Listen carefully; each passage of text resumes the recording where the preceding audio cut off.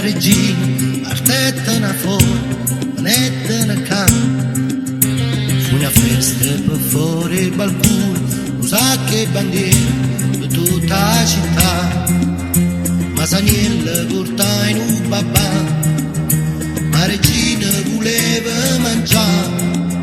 Fu così che con l'acqua e la farina, un bel vaglione facetta incantare.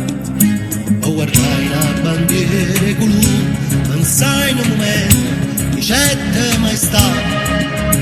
Poi ci mette due pumarulelle, questa mozzarella e una fronna d'està. Poi in forno volette appicciare, 2 minuti e va faccia assaggiare. Che la pizza inventai pareggina, perciò Margherita l'avetta chiamata. Napoli, lo raccontano a Napoli, facce morire mica, non leggere la storia di sta bella città. Lo raccontano a Napoli, facce morire mica, non leggere la storia di sta bella città.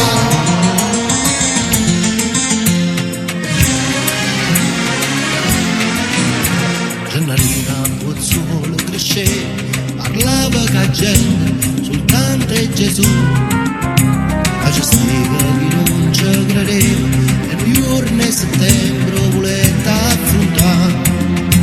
Contro diavolo niente può fare, ma sapeva che Dio stava là. E così la visa sai io le sue per mano sapete fermare. C'era un principe senza casato che aveva cambiato la sua identità, diventato un attore importante per tutta sta gente, era il grande Totò. E contento morì in povertà, aiuta tanta gente a campare. Chi lo principe ricchindo corre, ma quanta allegria ci ha saputo portare. Lo raccontano a Napoli, facce morire vivo, non leggere la storia di sta bella città.